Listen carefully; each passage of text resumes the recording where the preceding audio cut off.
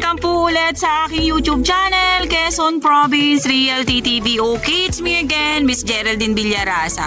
Okay po, bago po ako mag-uumpisa ng aking pagbablog, muli po magpapasalamat po ako sa aking mga viewers, sa aking mga subscriber dito po sa aking YouTube channel na Quezon Province Realty TV.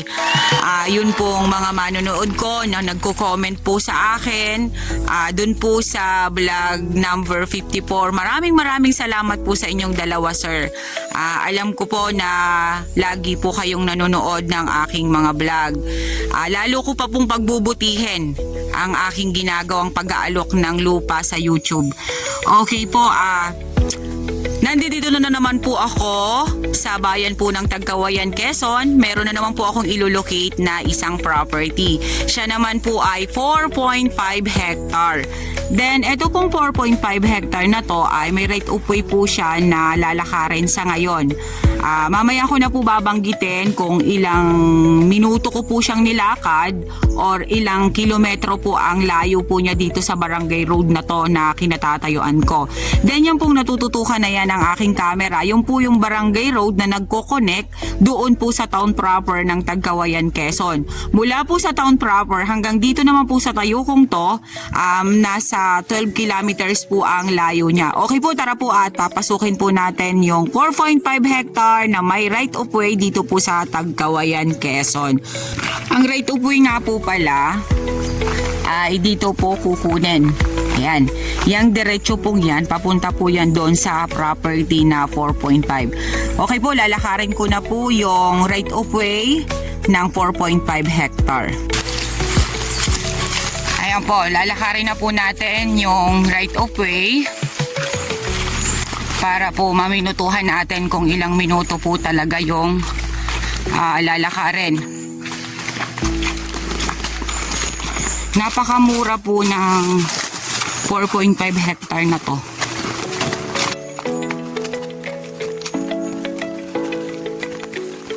Maganda naman ang nyug dito.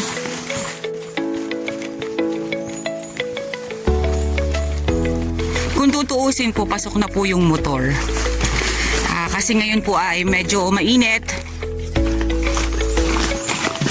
Kaya po pwede na pong makapasok yung motor. Ano po?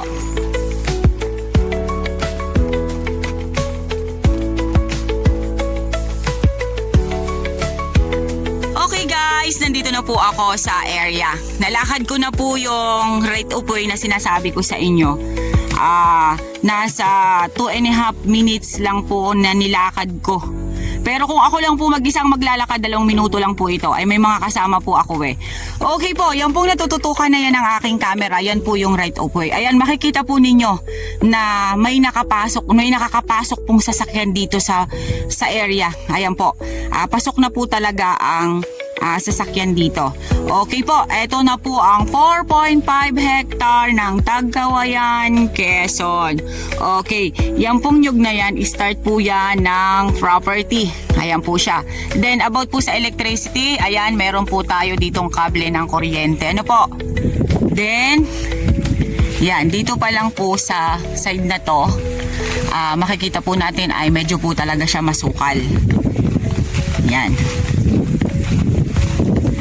Then, ayan pa po, sa side na yan.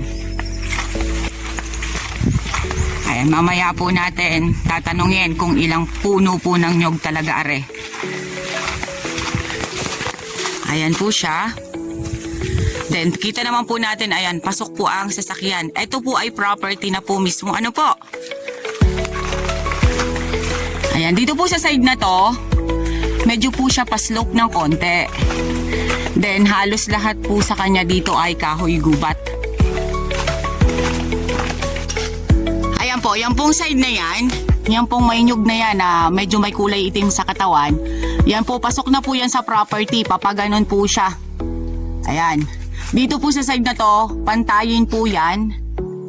Yan, yung natuturo ko pong yan, pantayin po siya. Then, ito pa rin po yung parang kalsada dito na pwede pong ipasok ang sasakyan hanggang dito po sa loob. sa kaloob-looban po ng property. Ano po. Ayan, medyo po pa slope dito sa side na to. Pero pagdating po niyan sa taas, is flat na po yan. Ayan po siya, oh. Ayan po ang area. Medyo po siya, ano to, palayan po siya na hindi na po talaga ino-occupied. Ayan po, makikita po natin. Ito pong side na to, hanggang dun po ay kasama po siya sa 4.5 hectare. Then, ang source po ng tubig dito is sapa na running water. Ibig po sabihin, ito pong sapa na to, na running water, ay nasa loob po mismo ng property. Kasi po may nadala po doon sa kabilang side na yon na kaunti pa. Ano po? Ayan, tingnan po ninyo ang sapang running water. O, ayan. Napakalinaw po ng tubig niya.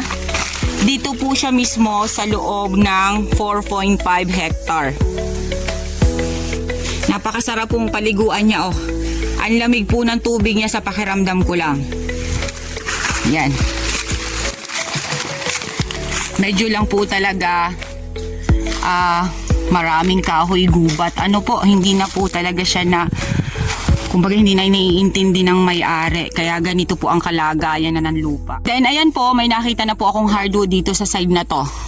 Mga batino po ang nandiyan sa part na yan. Yan, medyo po dito sa side na yan ay pa-slope. Yan. Pero pag yan po ay tinabasan or pinutol po yung mga puno-puno na yan, dyan nyo po makikita yung ganda nung lupa niya or ganda nung hugis ng lupa niya. Ayan po siya, oh. Then ito nga po yung sinasabi ko sa inyo na palayan na hindi na po siya tinataniman. Naging parang na lang po siya or pwede na lang po ito ay taniman ng gulay. Ang kagandahan po nito kasi ito nga po, yung pong sapa ay nasa loob po mismo ng property.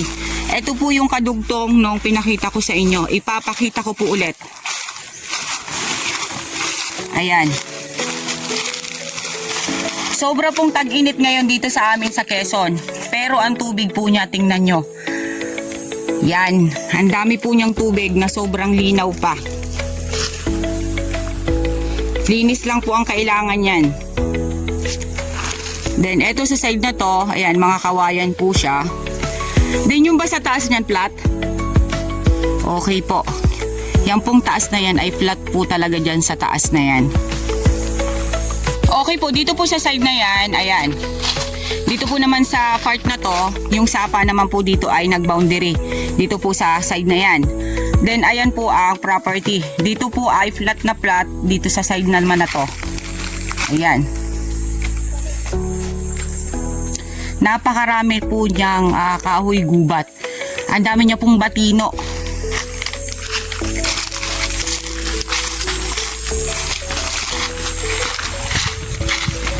Ayan, pasensya na po kayo. Medyo masulo kung tawagin dito sa amin sa Quezon. Sobra pong liwanag kasi sobrang sagting po ng init. Ayan, flat na flat pa rin po dito sa side na to. Yan. Napakaganda po nitong pagtaniman ng gulay. Itong parte na to ng 4.5 hectare. Ang kuryente pala, diretso na doon. Ano, may mga kapitbahay pa siya doon.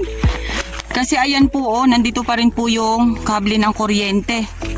Lumiban po mismo siya dito sa 4.5 hectare. Yan, plat na plat po siya, oh. Yun lang po kaninang sa may bungad, yung tinuro ko sa inyo. Yun lang po yung medyo po pa-slope na parte ng area. Eto, kasama pa to. Ayan, kasama pa rin po siya. Diyan po sa side na yan, nag-slope po dyan. Pero patag po yan sa taas. Pa-overlooking po yung property. Ano po?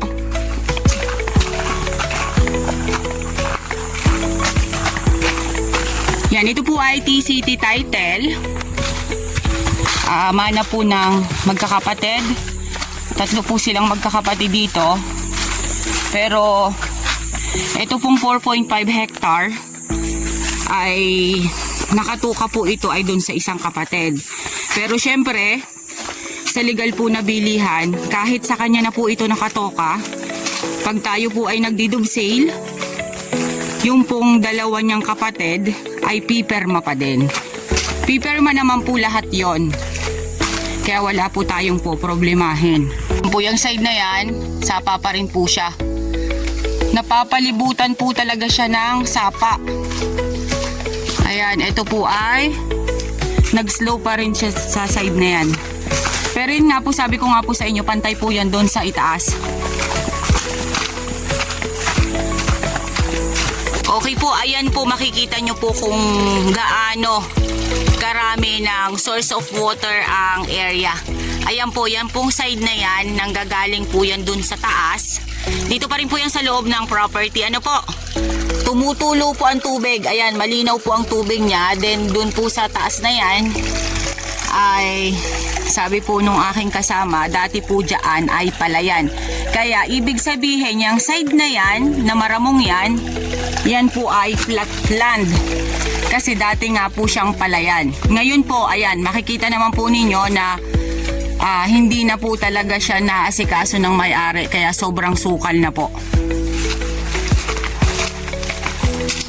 Ayan po ang tubig niya, oh, hanggang dito sa may dinadaanan.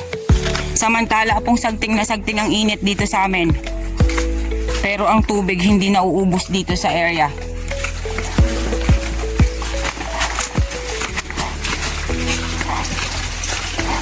Kahit saan magpunta. May tumutulong tubig. Ayan pa rin po sa kabilang side na to, oh. Saganang-sagana po sa tubig ang area na to. Dangan lang po talaga at napabayaan na. Okay, yung pong bundok na yan na natututukan ng aking camera, yung overlooking na yan ay kasama pa rin po siya sa 4.5 hectare. Then ito pong side na to, itong kapantayan na to, ito po yung sinasabi ko sa inyo kanina na dating palayan na ngayon po ay hindi na nga po natataniman. Pwede po siyang gawing fish pond kasi may tubig nga po dito sa area. Saganang-sagana po ang tubig niya dito. Okay po, ito pong part na to, ayan. Medyo pa rin po siya pa-overlooking dito sa side na to. Ayan po, may nakita na po akong isang fruit bearing andun sa kabilang side na yon, duhat. Sa wakas po, may nakita rin po akong fruit bearings dito sa area. Halos lahat po ay kahoy gubat na batino at pangilan-ngilan pong nyog. Ano po? Ang nyog po niya dito sa property ay nasa 100 kapuno na lang po mahigit. Yun na lang po talaga. Ayan po siya. Then sa about naman po sa electricity, ayan, meron po tayong kable dito mismo sa property. Sorry po, meron pa rin po palang fruit bearings. Ayan, may santol pa rin po sa side na to. Then ayan, batino again sa side na yan. Pag naglakihan po yung batinong yan, napakaganda po niyang pang gawa ng bahay.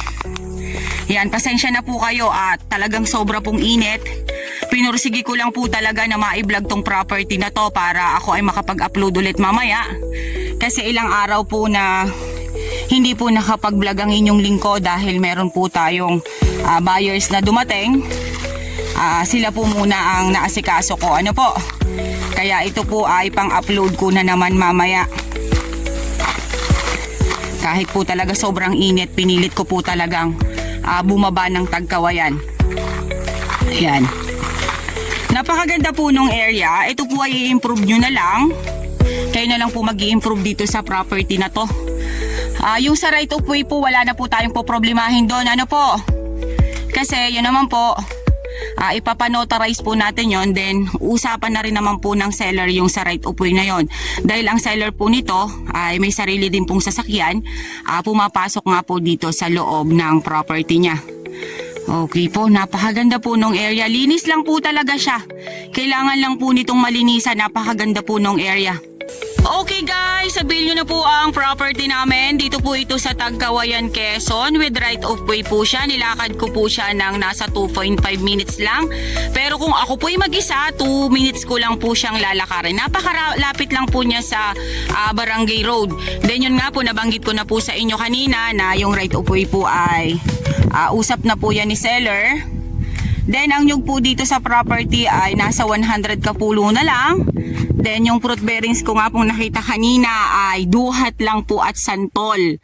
Then sa mga hardwood naman po, nakita ko lang po sa kanya ay batino. Then ang property po ay nakabalanse.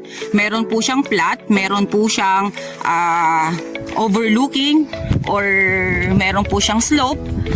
Napakaganda po doon sa overlooking magtayo ng rest house. Then maganda rin po yung lagyan na ng baka, pagtalian ng baka at kambing. Ano po? Then ang property po ay saganang-sagana po siya sa tubig. Then ito nga po ay may palayan nga po doon sa kabila na hindi na po nga natataniman.